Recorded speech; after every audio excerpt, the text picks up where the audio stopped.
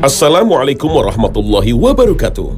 Pemirsa Khalifah yang dirahmati Allah Subhanahu wa Ta'ala, di tengah pandemi COVID-19, sebuah kabar viral datang dari Kabupaten Ogan Komering Ilir, Sumatera Selatan. Seorang pemuda berusia 25 tahun menikahi seorang nenek berusia 65 tahun.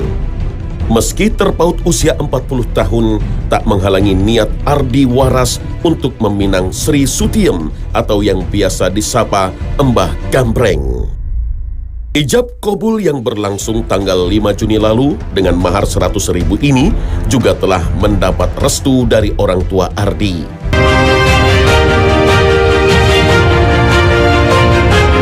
Pemirsa Khalifah, tidak diragukan lagi bahwa salah satu kisah cinta terbaik dalam sejarah Islam adalah kisah Ali dengan Fatimah. Ali radhiyallahu anhu adalah salah satu sahabat yang terkenal karena keberaniannya di medan peperangan. Namun, di sisi lain, Ali adalah pemuda yang pemalu dan juga miskin. Keadaan yang membuat Ali menahan untuk menikah. Sampai suatu hari, mantan budak Ali memberinya kabar bahwa putri Rasulullah Fatimah radhiyallahu anha akan segera dilamar oleh seseorang. Perempuan tersebut memotivasi Ali agar ia segera pergi menemui Rasulullah. Ali pun akhirnya memberanikan diri menemui Rasulullah untuk melamar Fatimah. Dan maka Ali pergi menemui Rasul SAW. Kemudian begitu menemui, Rasul bertanya, "Ada apa Ali?" Ali bin Abi Thalib kemudian berkata, "Tidak ada apa ya Rasulullah, tidak ada apa-apa." Jadi malu, anak muda yang malu, tidak percaya diri. Disebutkan dalam Syiar Alamin Nubala bahwa usia Ali bin Abi Thalib saat itu adalah 21,5 tahun. Jadi 21,5 tahun, tapi belum punya kepercayaan diri untuk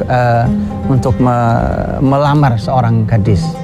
Maka kemudian Rasulullah SAW langsung menebak, dan ini Masya Allah, bukan hanya Rasul sebenarnya, tapi ini adalah orang tua yang punya, kita menyebutnya punya feeling, punya firasat bahwa Ali, apakah kamu ingin melamar Fatimah?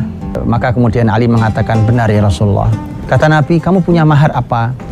Kau punya mahar apa?" Ali mengatakan, "Saya tidak punya apa-apa ya Rasulullah." Nampaknya ini juga kuncinya, bahwa dia tidak punya harta yang cukup untuk melamar seorang gadis, untuk menikahi seorang gadis, dan tidak percaya diri, kemudian tidak punya harta sumbernya. Mengetahui keadaan Ali yang miskin, maka Rasulullah pun menyederhanakan mahar yang harus disiapkan Ali. Bagi Rasulullah, tak memiliki harta bukanlah suatu kehinaan. Tidak pula mesti menghalangi Ali untuk menikah. Dalam sebuah hadis, Rasulullah SAW bersabda, "Sebaik-baik nikah adalah yang paling mudah." Hadis riwayat Abu Daud. Kemudian Nabi SAW menyederhanakan. Ini panggilan untuk setiap orang tua. Kenapa Anda persulit ibadah yang halal ini, yang akhirnya akan menjerumuskan anak-anak kepada perbuatan haram dikarenakan orang tua yang mempersulit mahar anak-anaknya? Maka lihatlah Rasul kita sallallahu alaihi wasallam, teladan terbaik kita, Rasul sallallahu alaihi wasallam. Beliau kemudian bertanya, "Bukankah kamu punya baju besi? Kemana baju besi yang dulu aku beli?" Ternyata baju besi itu pun pemberian Rasul SAW. Kata Ali, "Ada Rasulullah kalau baju besi." Cuma Ali tidak menganggap itu layak. Tapi kata Nabi, cukup. Nabi SAW mengatakan, "Aku nikahkan engkau dengan putriku Fatimah dengan maharnya baju besi itu." Sah pernikahan. Sesederhana itu. Dan kemudian baju besi itu yang tadinya dari Rasul diberikan ke Ali, kembali ke Fatimah sebagai mahar untuk pernikahan yang sederhana, tapi pernikahan yang sangat barokah. Pemirsa Khalifah, seorang yang berilmu tidaklah sama dengan yang tak berilmu. Kemuliaannya pun juga tak sama dengan manusia kebanyakan. Timbangan akalnya tidak didorong hawa nafsu materi, melainkan dengan bimbingan syariat dan hikmah. Pelajaran itulah yang bisa dipetik dari kisah seorang imam dari kalangan tabi'in, Al-Hasan Al-Basri, ketika hendak mencarikan pasangan untuk putrinya. Kisah pernikahan seorang putri dari imam besar di kalangan tabi'in, yaitu Imam Al-Hasan Al-Basri rahimahullah ta'ala, juga merupakan kisah pernikahan yang luar biasa. Disebutkan bahwa Imam Al-Hasan Al-Basri rahimahullah ta'ala sebagai seorang ilmuwan besar di kalangan tabi'in, yang meninggal tahun 110 Hijriah, adalah pernikahan yang juga sangat istimewa ketika putrinya itu dilamar oleh putra mahkota dari dinasti Bani Umayyah, di mana disebutkan bahwa Al-Walid putranya Abdul Malik melamar putri dari Imam besar Al-Hasan Al-Basri rahimahullah ta'ala, tapi kemudian ditolak oleh Imam Al-Hasan Al-Basri rahimahullah ta'ala. Ya, sang imam tak tertarik untuk menikahkan putrinya dengan putra mahkota, seorang yang kehormatannya terletak pada harta dan kedudukan. Ketertarikannya justru jatuh pada seorang pemuda miskin yang tak lain adalah muridnya sendiri. Di majelis Al-Hasan Al-Basri yang dikenal sangat banyak muridnya, suatu hari Al-Hasan Al-Basri bertemu dengan salah satu muridnya yang bernama Quthair ibn Abi Wada'ah. Quthair ibn Abi Wada'ah ini beberapa lama dia tidak hadir di majelis Imam Al-Hasan Al-Basri. Kemudian Al-Hasan bertanya kepada Quthair bin Abi Wada'ah, "Kemana saja kamu? Tidak pernah hadir, sudah lama tidak terlihat." Dia mengatakan bahwa saya sedang bersedih, wahai Imam Hasan, karena istri saya meninggal dan saya sibuk dengan hal itu. Kemudian Imam Al-Hasan berkata bahwa apakah kamu sudah menikah lagi? Dia mengatakan, siapa orang tua yang mau menikahkan putrinya hanya dengan seorang laki-laki yang hanya punya uang 2 dirham. Gak punya uang sama sekali, seorang penuntut ilmu, masih miskin, dan punya hanya 2 dirham saja. Maka kemudian Imam Hasan Al-Basri mengatakan, ada, saya adalah orangnya. Maka kemudian Al-Hasan Al-Basri rahimahullah ta'ala selesai majelis kemudian menikahkan langsung sesederhana itu, karena sang guru tahu siapa muridnya dan sang murid ridho karena itu pilihan sang gurunya, apalagi adalah putrinya sendiri. Maka kemudian dinikahkan saat itu seorang putrinya Imam Al-Hasan Al-Basri rahimahullah ta'ala dengan sang murid yang sangat miskin. Setelah menikah, Quthair pun langsung kembali ke rumahnya. Saat itu ia sedang berpuasa dan hidangan pembuka yang dimilikinya hanya roti dan minyak. Tak lama terdengarlah suara orang mengetuk pintu yang tak lain adalah Hasan Al-Basri, guru yang juga mertuanya kini membawakan hadiah paling istimewa untuk dirinya. Di saat sedang ingin berbuka puasa diketuklah pintu rumahnya dan kemudian dia bertanya, siapa? Kemudian di luar menjawab Al-Hasan. Dia cari nama Al-Hasan, siapa Al-Hasan? Yang dia bayangkan hanya Al-Hasan Al-Basri rahimahullah ta'ala. Maka kemudian begitu dia keluar, ternyata benar sang guru ada di depan pintunya, dan di belakang gurunya ada putrinya yang sudah dinikahinya tapi belum dibawa ke rumahnya. Kemudian Al-Hasan Al-Basri mengatakan bahwa saya tidak mau malam ini kamu tidur dalam keadaan tidak ada istri yang mendampingimu. Ini aku serahkan putriku. Maka putri yang diserahkan, bahkan putri yang sempat berjalan kemudian kesandung, sempat mau jatuh, kemudian dipersilahkan untuk masuk. Saking gembiranya maka Quthair bin Abi Wada'ah naik ke atap rumahnya. Begitu sampai di atap rumahnya dia berteriak-teriak ke tetangganya bahwa ini imam besar Hasan Al-Basri datang ke rumah saya. Ini dia menikahkan saya dengan putri. Berteriak-teriak di hadapan di tetangganya. Dan tetangganya juga kaget, apa iya sebenar imam sebesar Imam Hasan Al-Basri menikahkan putrinya dengan orang miskin seperti Quthair bin Abi Wada'ah. Ibunya Quthair yang berbeda rumah mendengar itu, kemudian dia segera datang dan mengatakan bahwa saya tidak mengizinkan kamu sentuh putri itu sampai putri itu saya dandani selama 3 hari. Jadi sang anak putri yang kemudian diambil kemudian didandani oleh ibunya selama 3 hari baru kemudian diserahkan, dan itu adalah malam istimewa dari seorang Quthair bin Abi Wada'ah dengan istrinya. Setelah sekian lama, setelah beberapa waktu Quthair menghabiskan waktu-waktu bahagianya di hari-hari pertama dengan sang istri, dia tidak hadir di majelis ilmunya Al-Hasan Al-Basri. Kemudian begitu suatu hari dia hadir, kemudian sang ayah itu Al-Hasan Al-Basri bertanya, bagaimana kau jumpai dia?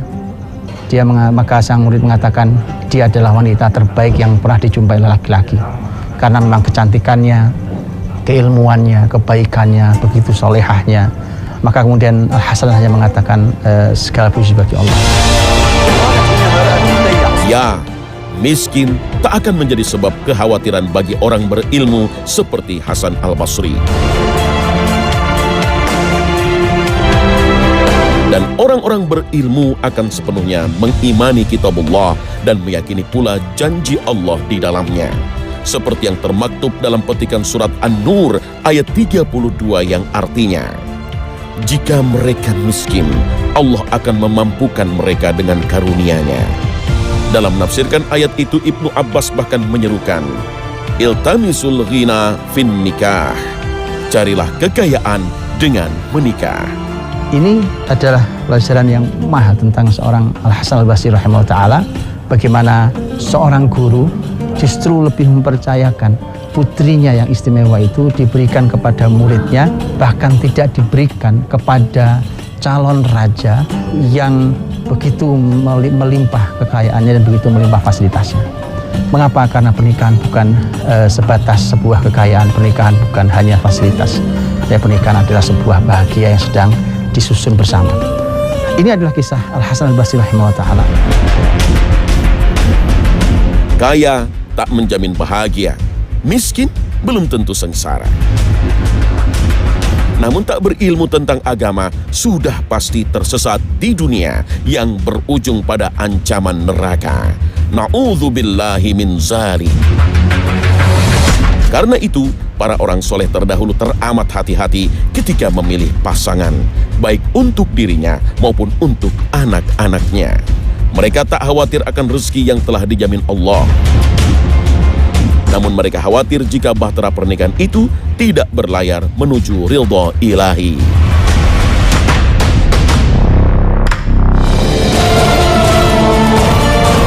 Di dalam surat Al-Qasas ayat 25-28, Allah mengabadikan kisah bertemunya Nabi Musa alaihissalam dengan istrinya.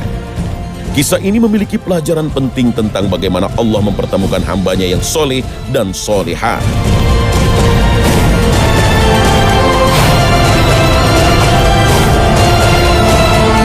Kisahnya bermula ketika Nabi Musa berupaya menyelamatkan diri dari kejaran tentara Fir'aun menuju negeri Madian.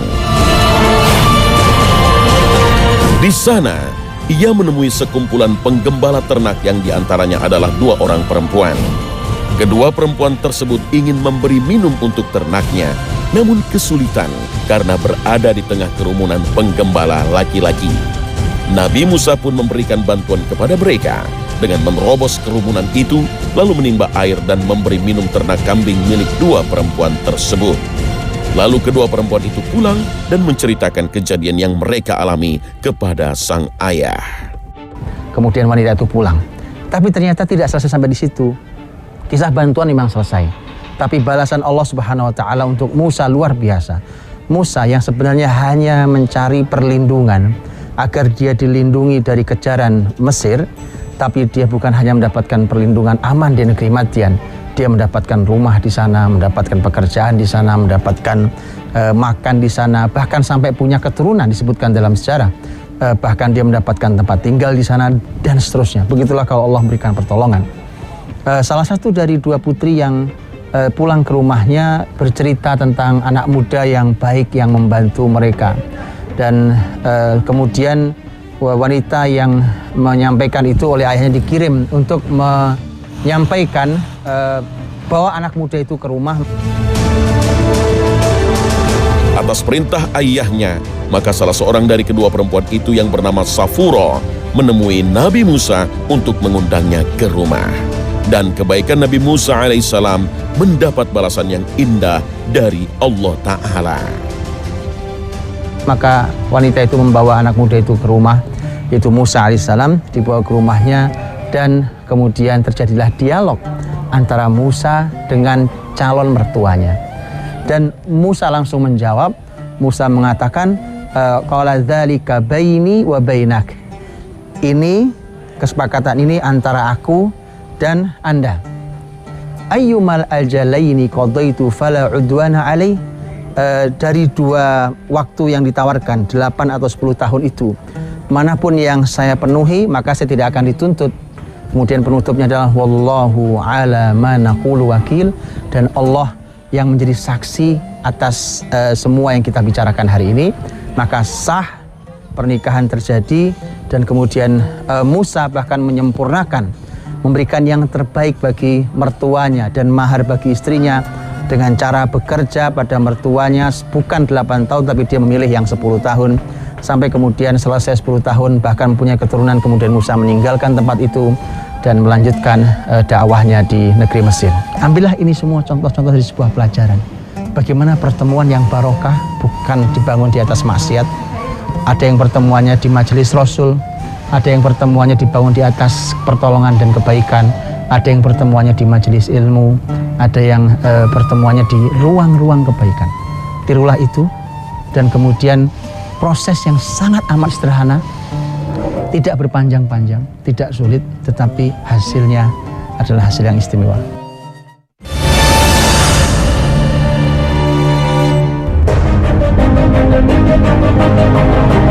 Assalamualaikum Pak Ustadz, saya mau bertanya Pak Ustadz, mengapa dulu para sahabat Nabi begitu mudah dalam menikah, padahal dalam keadaan miskin? Apakah materi tidak menjadi pertimbangan Pak Ustadz? Terima kasih Pak Ustadz. Rasulullah SAW pernah suatu hari berkata di hadapan para sahabat, dan ini diriwayatkan oleh sahabat mulia Abdullah bin Mas'ud radhiyallahu anhu. Hadis yang sangat terkenal, lihat, ketika Nabi mengatakan, ya ma'syarus syabab, man istata'a minkumul ba'ah falyatazawwaj. Wahai sekalian pemuda, siapapun di antara kalian yang sudah punya kemampuan maka menikahlah. Saya khawatir terjemahan kata kemampuan itu hari ini tafsirnya salah. Tafsirnya adalah umpamanya saya harus punya rumah, harus punya kendaraan, pekerjaan yang tetap dan segala macam dalam definisi hari ini.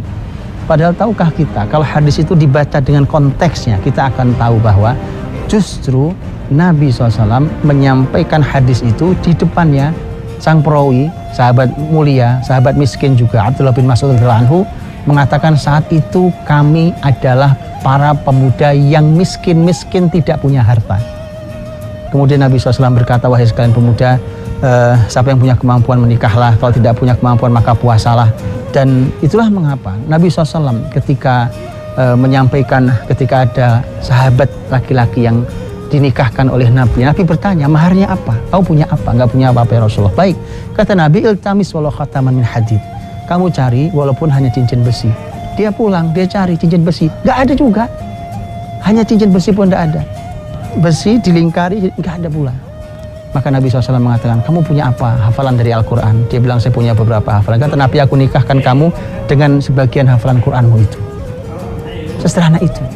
Karena yang menjadi istimewa adalah bahwa ini komunitas kebaikan saling kenal. Ini menariknya. Jadi apa yang perlu dilakukan? Saling kenal satu sama lain. Guru dengan muridnya, murid dengan gurunya, teman dengan temannya, dan seterusnya. Mereka saling mengenal itu.